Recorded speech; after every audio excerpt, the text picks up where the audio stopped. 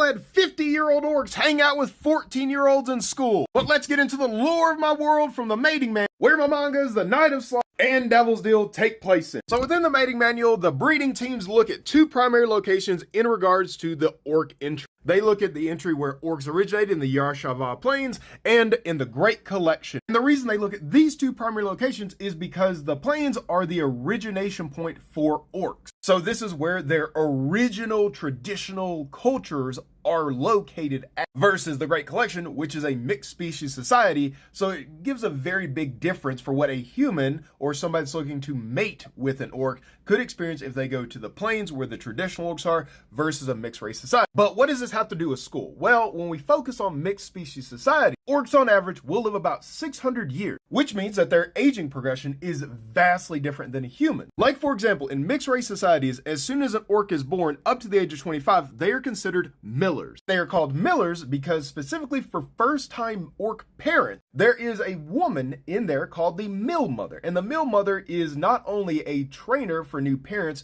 but an educator for new orc children and also a part-time caretaker. So the fact that the mill mother is so involved in their lives, the children are culturally called millers. But originally, the way it worked is once a child reached about 5 years old, they would go to school until about 11. They would be participating with, elementary, middle school level children. And that's because there were some orcish traditions that would normally deal with getting education at the raccoons for just maybe a year to a couple years. But the way public education worked in the Great Collection is you had basically an upper range threshold, aka meaning you could go to high school up until you're an adult. For humans, you could be in the system until you're 18. Some of you might be seeing where this is kind of becoming a problem. But for creatures like orcs who don't become an adult until 60, you can get taken out of school at, let's say, 11 once you're done with your basics, and then you don't have to go back to high school until, let's say, 50, 55, or whenever your parents wanted to send you, just so long as you're done with high school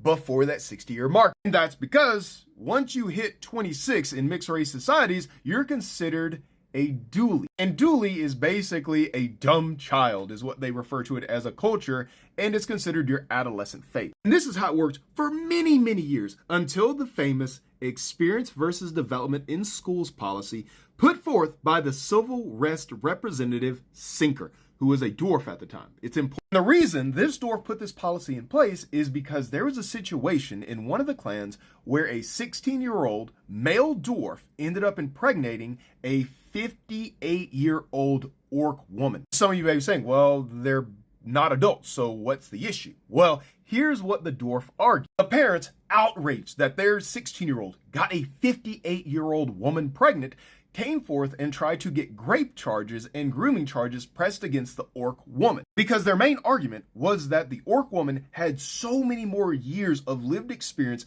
that there's no way that she could be considered on the same developmental level as their son. And C.R.R. Sinker agreed with this statement. However, they were then objected by what is known as a financial priority 4 and 5. And to explain that quickly, this is the political structure of the Great Collection's upper caste levels. And over here, you have financial priorities 5 and 4. This is basically really rich people who could influence the economy, that they actually have official positions in the government. And so Elven and Orcish financial priorities came together and said, that species is hell. That's not gonna fly. Do something about it. So in a rare turnaround, the Elven Purity Council and the Orc Clan Authority came together to basically push a motion to the higher levels of government. And that's where the acting seat of the Moral Purity and the Inter-Clan Policy Councils came together to hear the case out. But the problem was, they themselves were two humans. And the humans came together and officially released a statement citing moral concerns due to being humans ruling on a child case dealing with different species. We effectively don't feel like we have the right to make this call. But some have speculated they just didn't want to get in trouble for their opinions. So they kicked it up one level to what, for the most part, we would consider the Supreme Court, except it's ruled by one person. And the primitive justice, who was also a human, a woman human, came out and said basically, we have to make sure we're setting appropriate limits on when our kids can be interacting with each other in a public education sector. So I'm going to maintain the ruling. However,